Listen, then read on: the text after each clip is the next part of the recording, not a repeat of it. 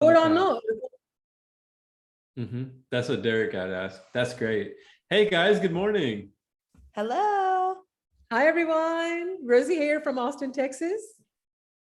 And we got Roger Roger here. and Brittany. I was going to let them introduce themselves, but I guess they want me to introduce them. So guys, I'm just going to do a quick intro and we're going to go right into it. Today is Tuesday. We have spent an extremely dedicated time for y'all to come up with some core data that will allow you to make better decisions in real estate and give you a solid reasoning why it is okay to invest in certain zip codes over the other ones. So Roger will take away and give you the overall Texas economy. I'll go ahead and dissect into how it transitions into the local economy. And then Brittany will take over and actually share with you the real properties you can buy. So Roger, take it away. Guys, I'm so excited to be here today. It's a really big deal. I think talking about the Texas economy is something I can do effortlessly. So I have thought about this quite a bit and I wanted to present some data that I think you're going to find useful. And we're going to have a conversation. We're going to have a little fun today. And so we definitely hope that you enjoy your time with us. We're going to go over the Texas economy, why Texas is growing so rapidly. And there's two factors that contribute to this the most. The first factor is that cost of living is affordable. It's cheaper here to live in Texas than most places. And the second big contributor is that companies can maximize their profits coming to Texas. And there's good information there that we're going to go over today that will back that up. And another reason why it's really exciting to talk about the Texas economy is because there's 50 states, but we make up 10% of the GDP. So we're carrying a large part of that on our shoulders. And this is something that's been going on for quite some time. You might read the headlines and they talk about the new favorite cities, top 10 cities, and you're constantly seeing the Texas cities in there. But understand that Texas has been outpacing the US economy and job creation.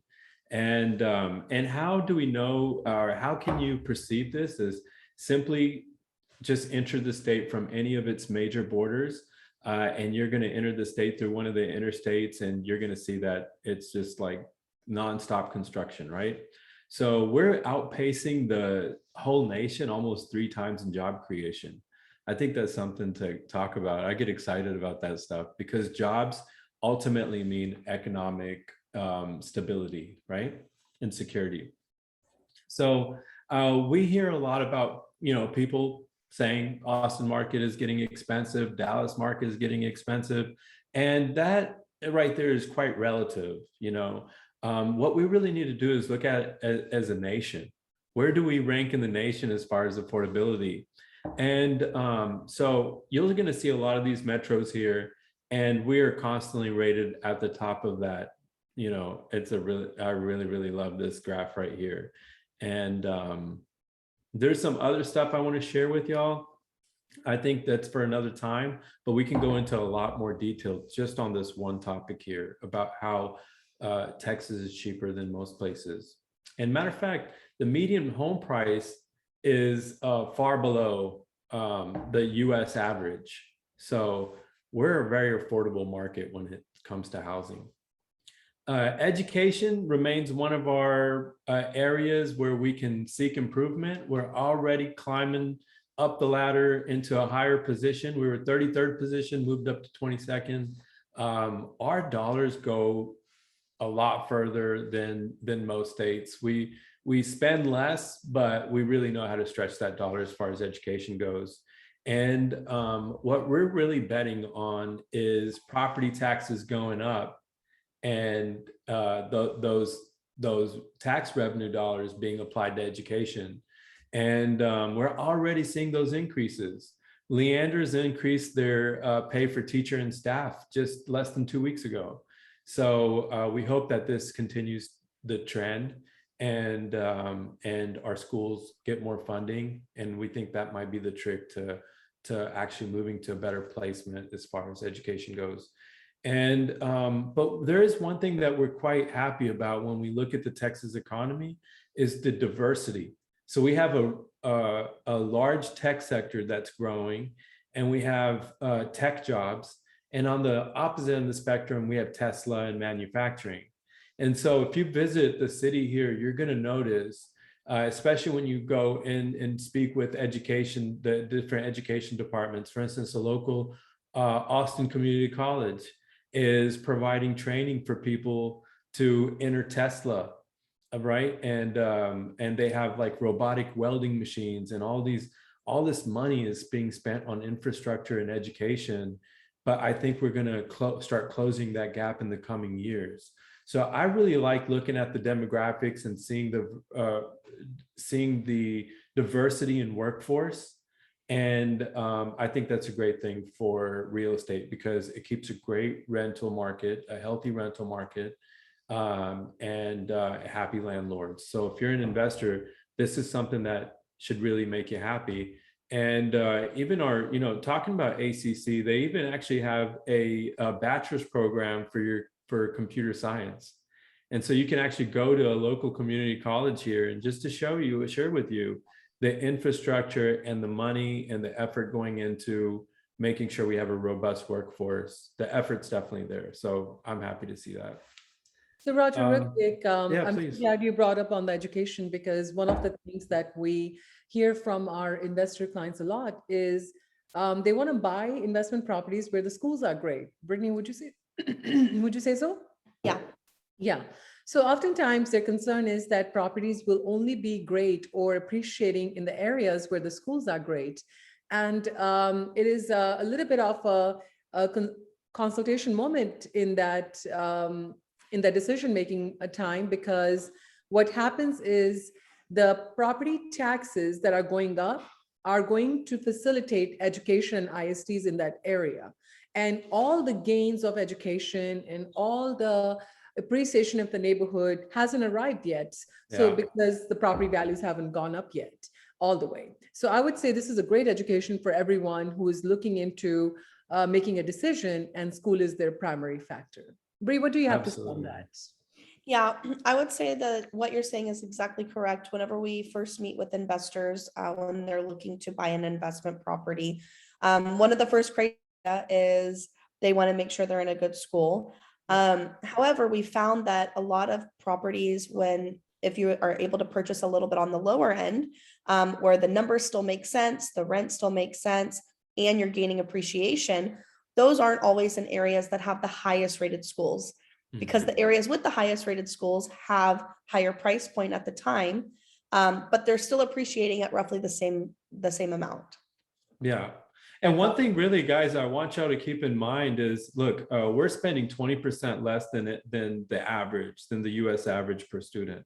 So we're already spending a lot less money. And on top of that, we're constantly attracting people from California and New York, where there is better education. There are Ivy League universities. So we are, believe it or not, we are brain drain for these places. And so these parents are moving from California, New York, they're expecting great education for their children.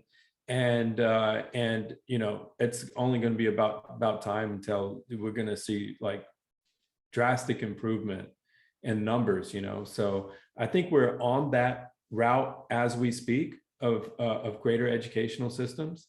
And we're not going to see that actually reported in the numbers until maybe a few years down the road. Cool. All right. Fantastic.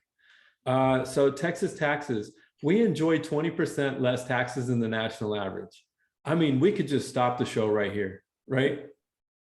And so, and why I want to talk about taxes in Texas, we know how to use tax dollars. We know how to use tax dollars. Our government knows how to use tax dollars. We just attracted Samsung, $17 billion foreign investment, largest private investment of its kind in the history of the state. I mean, that's a mouthful, right? So we paid $27 million as an incentive to draw that over here to create that employment. And Roger, from our experience, we have seen it in in a decade that housing prices are in direct proportion to the job growth.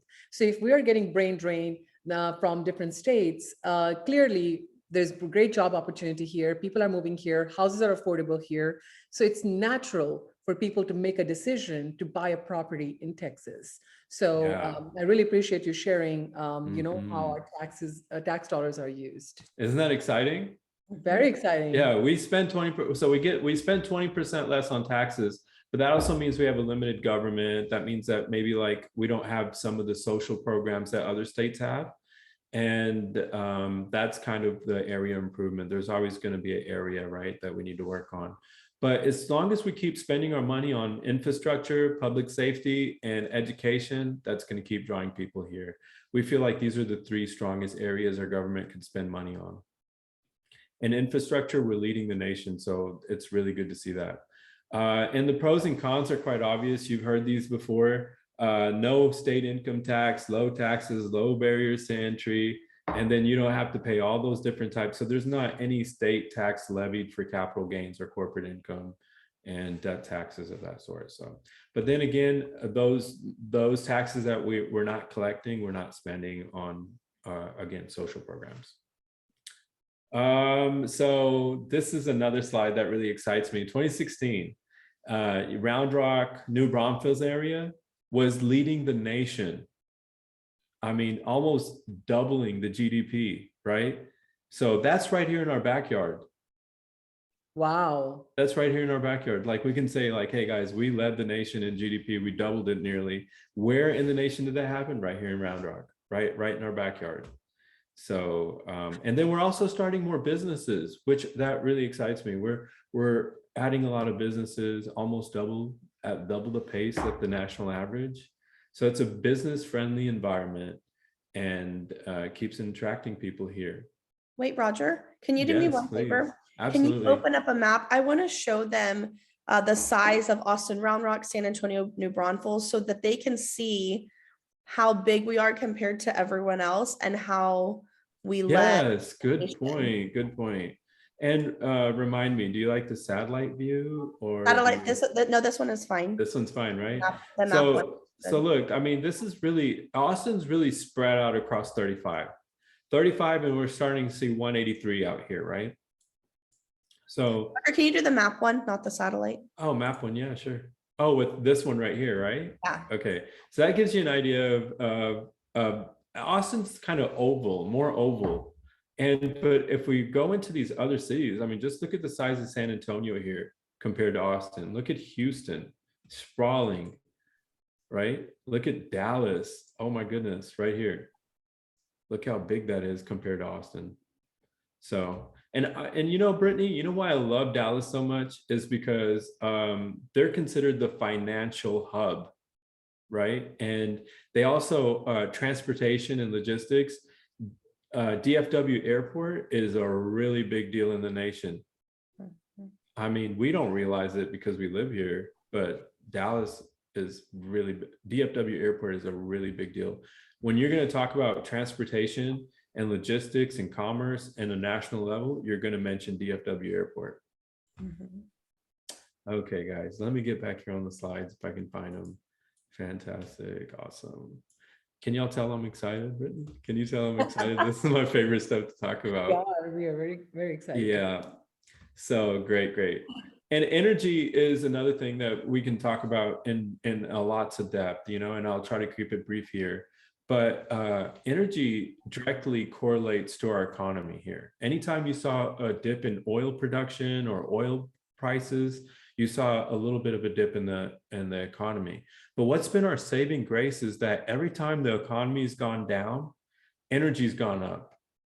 So even during the housing crash during the 2008, what really brought us out, we actually rebounded twice as fast as the national average. We rebounded really quick from the housing crash because we had oil to help us out.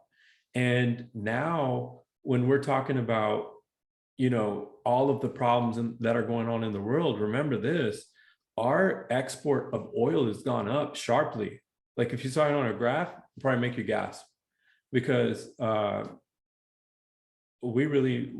a number one producer of oil and natural gas in the whole country. So if you're driving your little car around in, you know, some state somewhere, just know there's a good chance that oil came right out of the ground from Odessa, West Texas. And again, that's a little bit further out here towards Lubbock, but this is the Permian Basin.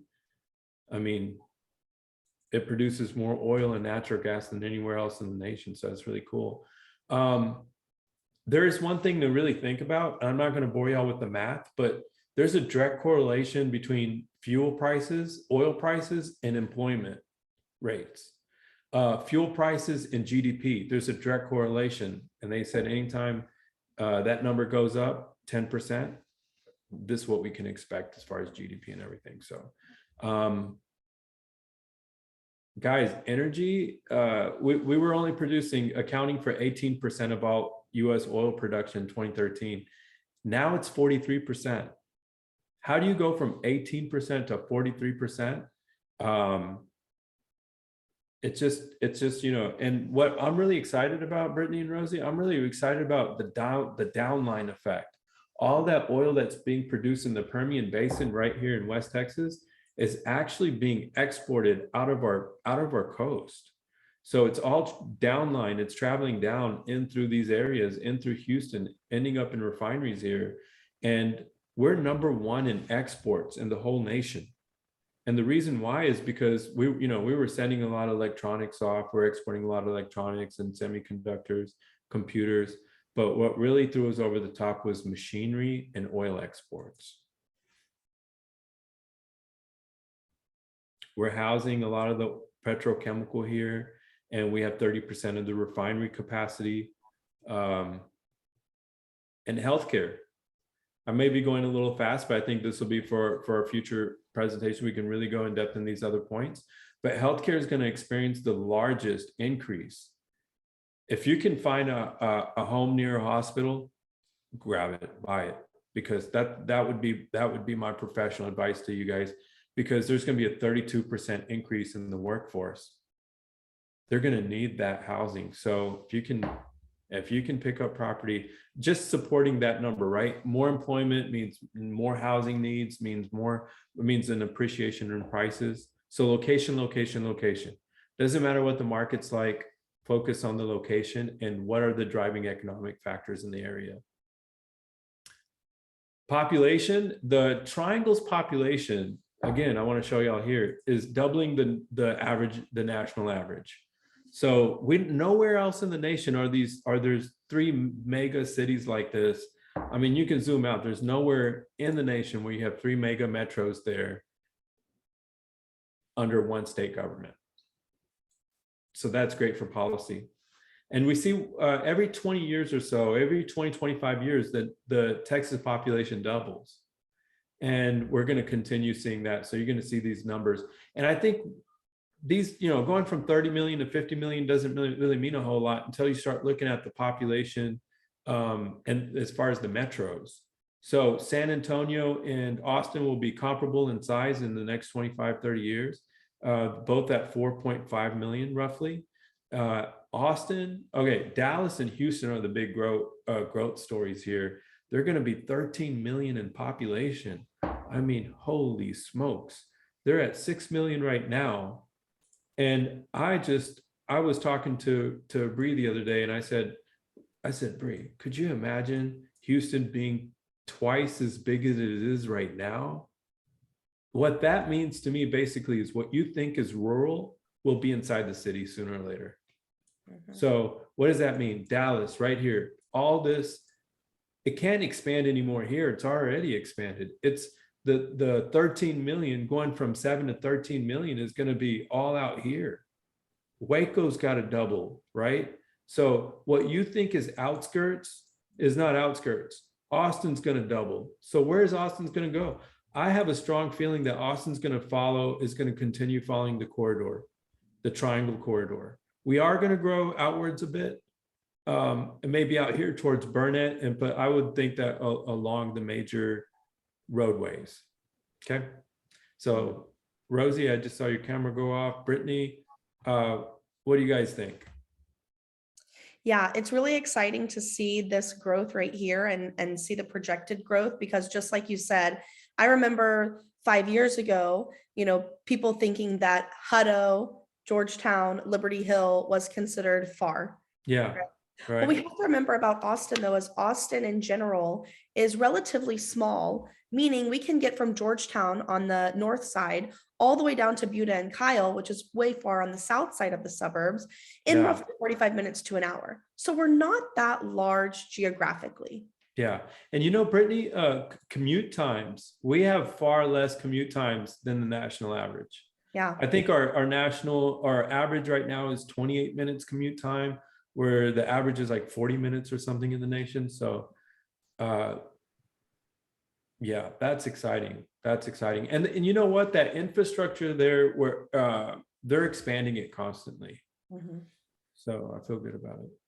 No, I certainly agree. And I think a great part of my conversation is going to involve, I took some great notes while you were talking, Roger, and just to kind of transition into what you were saying, you're right. Like how many cities and how many states we can say where their three major economies are forming a triangle, which means they are in the driving distance from each other, right? And when I say driving distance, it's not an 8-hour drive.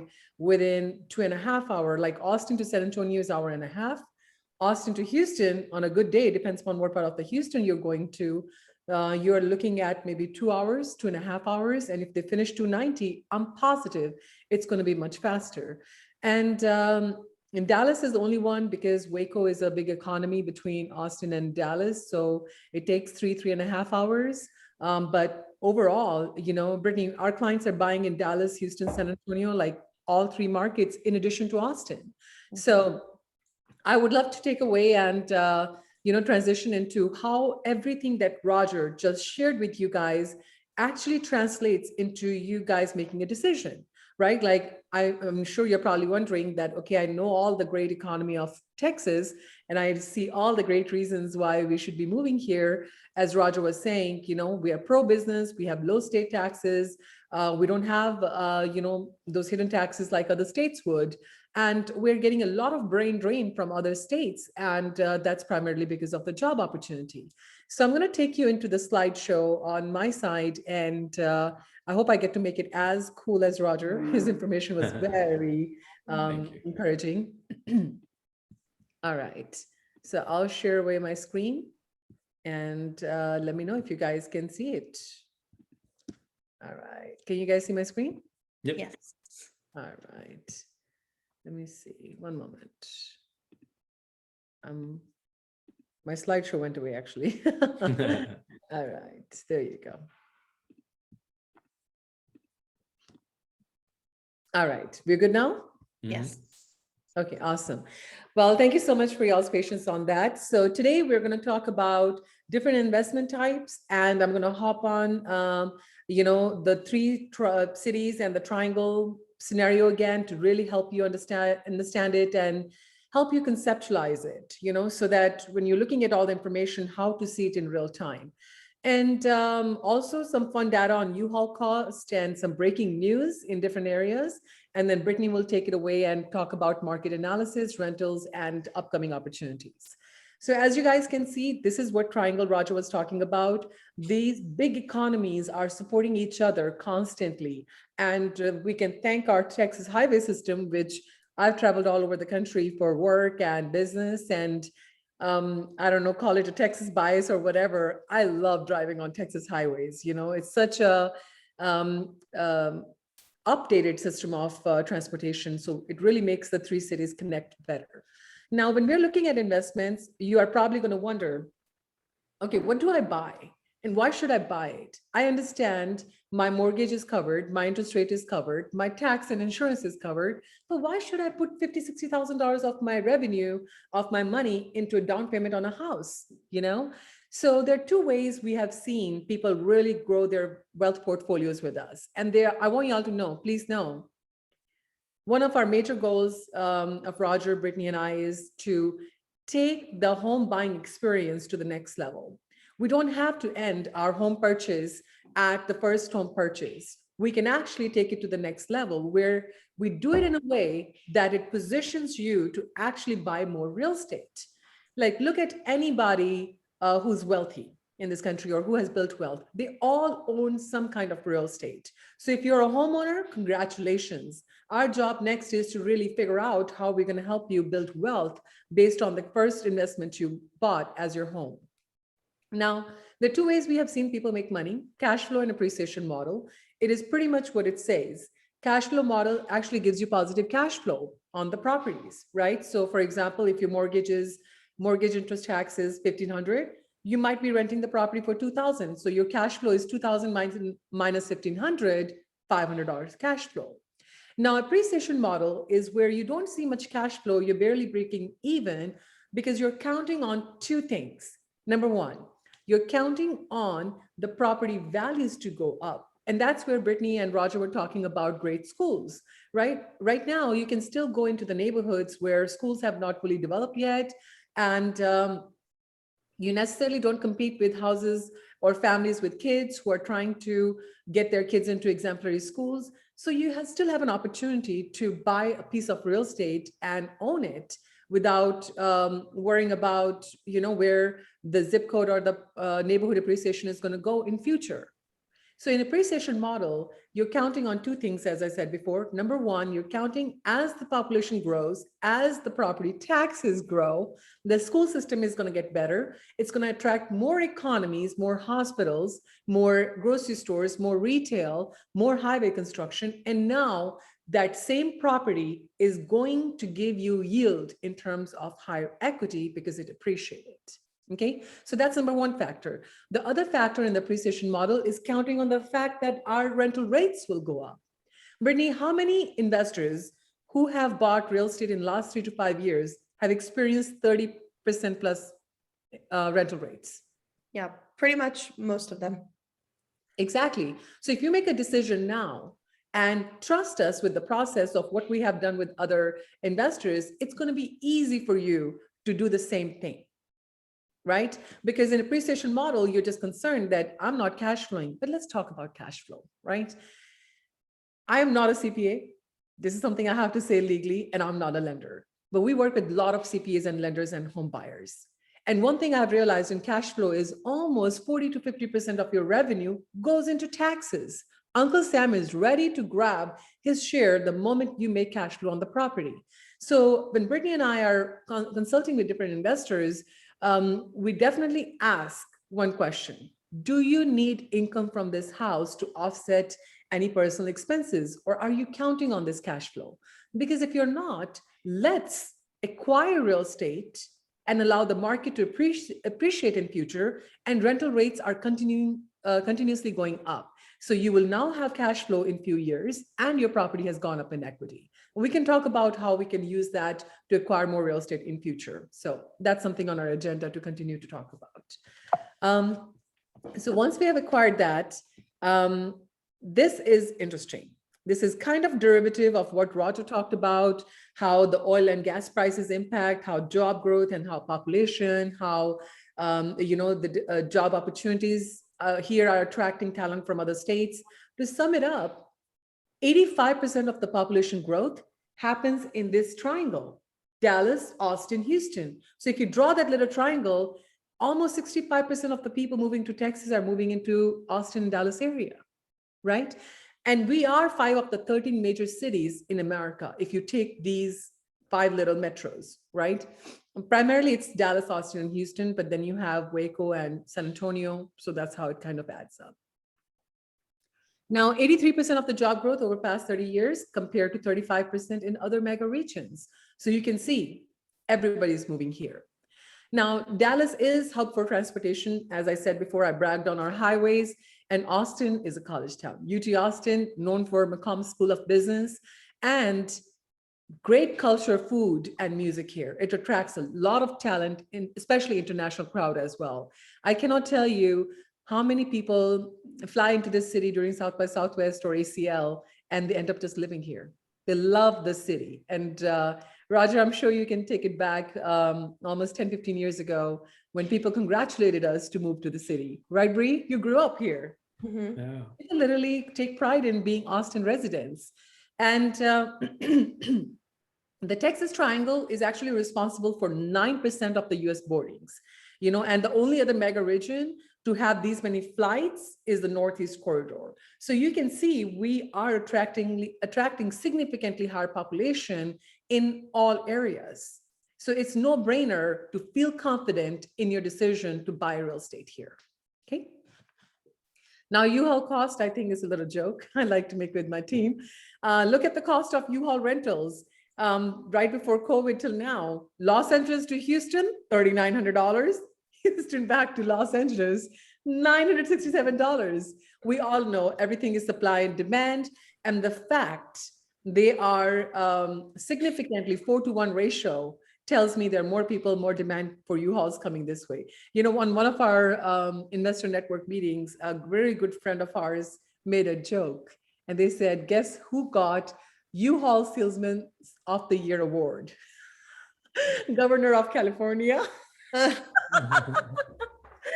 thought it was a funny joke to add in here. You know, we can all use a laugh. I wonder, Brittany, who are we going to be tagged as? Not the U-Haul Salesman of the Year, you know? Let's think of something cool. Maybe you're getting everybody to move. Oh yeah, hey, whatever it takes. Whatever keeps the economy going, you know? All right, sounds good. So as you can see, you know, we are 65% of the people moving to Texas are moving into the triangle. And the reason we brought up this U-Haul example is to kind of help you all understand, you know, the true impact of how it shows in the economy. Now, let's talk about what is the breaking news that you can tap in right now here while we are talking. $800 million data center for Facebook parent company Meta to open in Temple, Texas. That's a really big deal. That's a really big deal. Yeah, let that sink into you guys. Imagine this, when this much economy, and as Roger was mentioning, when economy moves like Taylor moved to, Samsung moved to Taylor, we have job moving, hospitals bringing more job growth. What's going to happen next? Housing. And then housing dollar is appreciating. You know why I'm really excited about this, Rosie, is because Temple, you know, up until about 3 or 4 years ago was just a small community. Yeah. We wouldn't have a big name like Facebook associated with a small town like Temple, but that's right. Changing, right? It's changing. You know, Roger's aunt that he kind of grew up with, and she was one of the reasons why he moved to Austin in his younger years to attain some education. I remember driving to Temple, Roger, like it was like an hour drive out of Austin, and it was like a small little town. And in last 6 months, Bree, you already helped one of our investors lock in a fantastic opportunity in Temple. Mm-hmm. Haven't you? So just in last few weeks of our conversations about Temple, one of our very proactive investors, and it's fascinating to me when I meet people who are sitting on equity and have savings in their bank, and they're just not sure on what to do. And the moment you show them the data and you're able to show them the opportunity with confidence and share with them where the market is headed, they take action right away and they are ready for the next opportunity to come their way. And it amazes me when people take action, how much appreciation they gain just by taking action in time. You know, time is very important, guys, because by the time everybody has moved to Temple and acquired their properties, you will be paying premium to acquire real estate later, right? So they said there's always a benefit to be an early adopter. And one of the biggest reasons why our clients' investments have done great in last 8 years is because we were early adopters of the new growth, of the new trend in the new town. We were always a little ahead of our curve in job and population growth. All right. Now, this is the picture, which is our courtesy of our team. You can see how the Meta building is going to look and the big facility. It is just going to be simply 45 minutes from Samsung. I used to say 45 minutes is a long thing, but it's not anymore because everything is under 1 hour driving distance. A little over an hour from Tesla. The reason we are highlighting 45 minutes from Samsung, 1 hour from Domain, and little over an hour from Tesla is to show the relationship between different big economies. If Tesla, I know, we beat the drum on Tesla in Austin for almost a year. I know it's getting old because he's coming up with newer things now. But if you think about it, the amount of economy Tesla is bringing in Del Valle ISD area. Del Valle ISD area, just to be clear. And Samsung, huge amount of economy in Taylor. So if you're only 45 minutes to 30 minutes, an hour away from these two big economies that are about to bust, you're naturally taken care of. You are the overflow, right? So this should allow you to feel confident while the construction is being built and be ready by 2024, grab your real estate now, right? Because by 2024, the same houses that you can grab in 300s are going to become 500,000 or 400s, because that's what has been happening in other areas, right? I think when I hear $800 million being invested, I feel a lot better about my 300,000. Yeah, exactly. And right now, Brittany, I know you were mentioning this, that there's drop in the tax rate due to school district, right? They're trying to revamp the school district, so they are giving tax benefits. So go ahead and grab this opportunity. It's not going to last too long. So let's go to the next page. Brittany is going to actually help you get into this more practically. Few things we need to look at is when you are seeing a piece of real estate in Temple, what are the things that you should be looking for? I'm sure when people often go on mortgagecalculator.com and look for an online pre-approval, the only thing you know what you can afford is your principal and interest. We are not sure on what your taxes would be and what your insurance would be. Insurance we can estimate, but taxes, they vary zip code to zip code, neighborhood to neighborhood, based on the school district and the growth in the area. So I'm going to hand it over to Brittany so she can jump into showing actual piece of real estate that our clients have bought and are looking to buy, and also the way we are going to show up for you so you can take everything that Roger has shared on based on Texas economy and everything I shared to help connect the dots between Roger's information and actual possibility. Because remember, information is only feel good thing until you take action, right? And we have case studies after case studies after case studies where people have taken action and dared to make a decision where their properties were not probably cash flowing, but today their properties went from 290 to 460, rental went from 1,700 to 2,200. It happens all the time. So Brittany, without any further ado, take it away and share that data and help our people understand the opportunity they have in Temple, Texas. Perfect. I'm going to share my screen if that's okay. Yeah, absolutely. Absolutely. Okay. Can y'all see my screen? Yes. Yep. I'm going to scroll it back again. So let's talk about Temple one more time, just to show you location. Okay. So here's Austin. Temple is up here. Like Rosie mentioned, we're a little over an hour from Tesla, which is right over in this area. An hour to Domain, which is right over here, 45 minutes to Samsung, right over here, okay? And if I scroll out a little bit, right, Dallas, Houston, San Antonio, right, Temple is right over here. So we're kind of in the middle of this side of the triangle, all right? Now, what's really interesting about Temple, okay, is a couple of things. Number one, if we look at the average price for real estate, okay, and we're talking about average price for real estate range, right? We go anywhere from 200,000 all the way up to 1.3 million. So we know that Temple has a lot of room for growth. We know Temple has affordable housing as well as some premier housing as well. Okay. Now, if we're looking at average for what we are looking for typically when you're buying an investment property. So these are things like, 1,500 to 2,900 square feet, something that is, 2005 or newer. Okay. This kind of range goes from 230 all the way up to 590. So if you're able to purchase in a price range of 350 or under, you still have a lot of room for growth and appreciation. Even if you had to purchase at 450, right? If the range is 230 to 590, you still have that room for growth. Okay. Again, even if you're purchasing at 590, the numbers might not work right now. Okay. But you would still have appreciation at the end of the day. But again, when you're buying an investment property with us, we're going to keep you on the lower end, right? Where the numbers are making sense. Now, if we go to average rent, I'm going to show this with you. Oh, why does Zoom? And yes, while Brittany is pulling it up, I just want to highlight something very important that Brittany said. She said, we're looking at a square footage of 1,500 to 2,200 range. And there is a very important reason why she's mentioning it, because we are taking into consideration if a troubled tenant ever leaves the property and you have to paint or clean the carpet, larger the house, bigger the cost for you to get it ready for the next tenant. So it's very important for investments. We use a certain criteria, as Brittany's about to show you next. Mhm. Now, when we look at the average or the rents, okay, rent range, here, I'll just show you right here. Rent range is going from $15.95. The max is $25.95, okay? And this is within the last 180 days, with our average being 1961. So on average, we're looking at roughly 1950, 1980 a month, all right? And our average days on market is still only 28 days. So when we're looking at this map, because a lot of investors, when they come to us, they want to be close to Austin.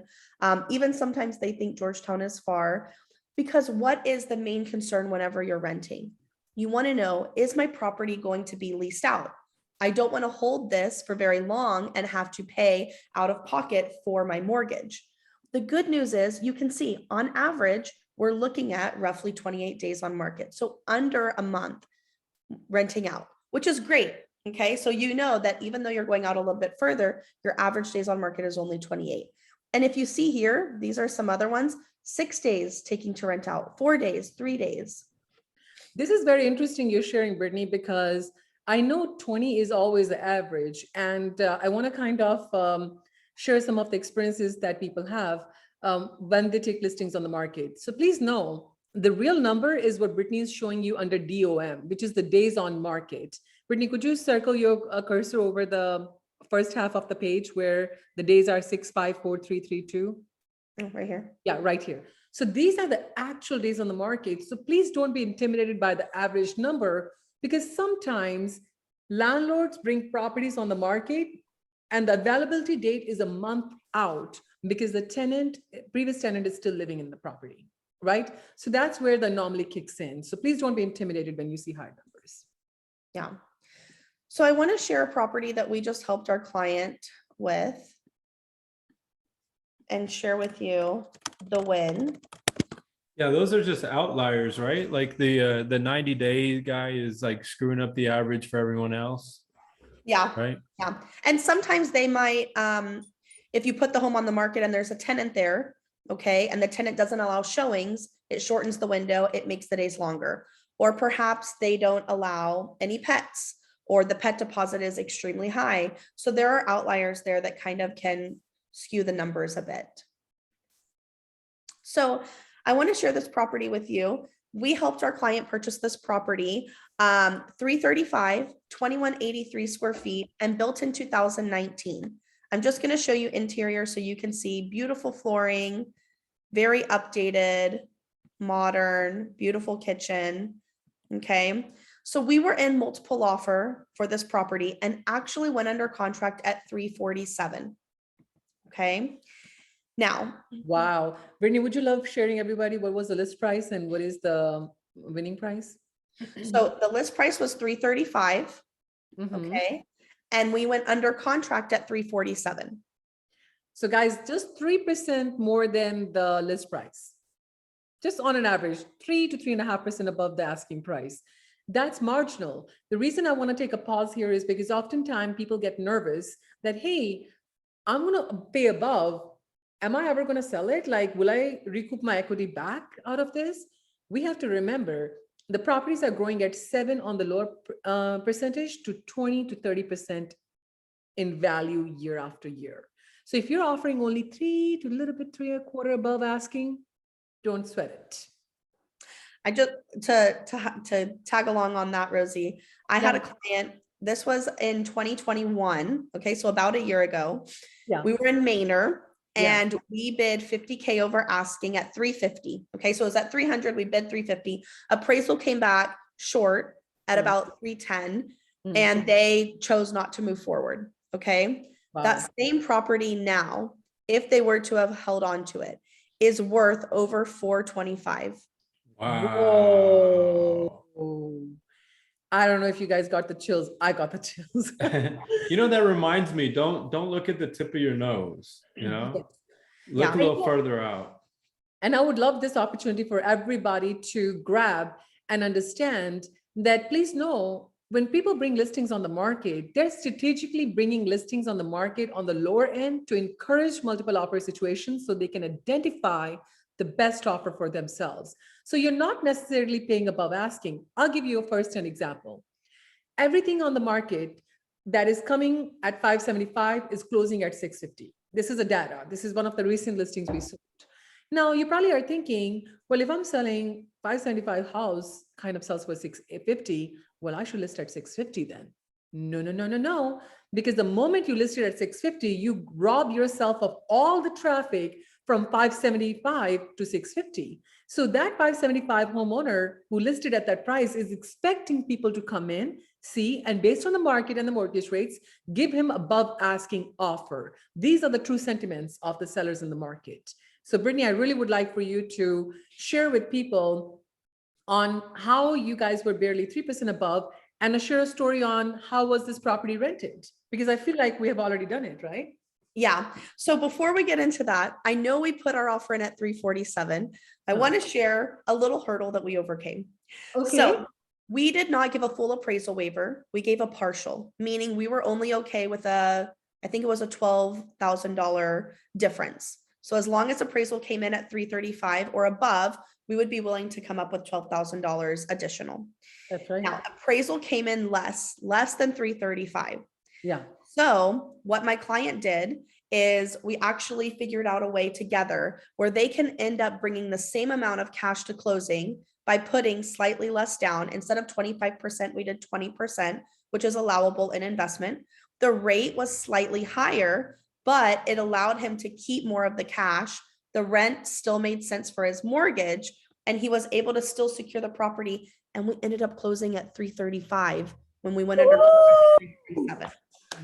That's exciting. I don't know if you guys can hear it. I read data all day long. This is thrilling because this reminds me of the same person in Manor who gave up on the opportunity and didn't go above asking, didn't think strategically, and got scared and cold feet and moved back and left almost $90,000 in equity in the house in a year.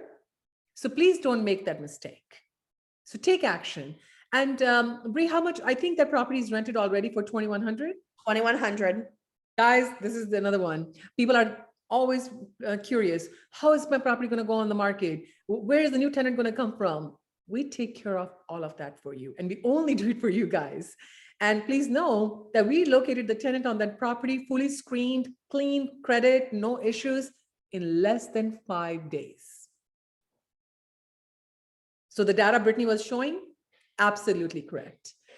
Well, I think, guys, I just want to take a moment before you sign off and just kind of reiterate that idea. I see Rosie and Brittany really proactively finding tenants for properties, and it gives me so much joy to see these investors make good on their investments, right? Like, because that's what got us into the business was, right, was investments. So I really take a lot of pride, and I just want to say good job, team, for working with these investors and making sure that their investment is rented out promptly. Like I really commend y'all for that hard work. Thank you, Roger. Well, thank you for all the great nuggets you share with us, because it truly enables Brittany and I to contemplate that information in a way our investors will understand.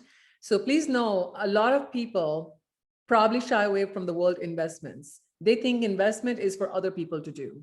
We want to change that in our business. We want to change it in our cause. Just because we are related to you and we have an opportunity to work with you, your wealth portfolio, your retirement, and your exit strategy should be bigger. And we take it very close to heart, and we take our work very seriously, and we take immense pride in making people financially independent. So if you're someone who's looking to buy your first home and you're looking to make a decision that is going to serve you in an excellent way in coming years, then this is a platform for you to reach out to. And guys, I think I've said everything I needed to. Any parting notes, Bree, from your side? Okay. I would like to just say, do something that your future self will thank you for. Yes. Or your future bank account will thank you for. That's right. All right. Well, thank you guys. Have a wonderful day. I hope you found it helpful. We look forward to coming back again and making an exciting platform for y'all. Bye. Excellent. Bye, guys. Bye. Bye-bye.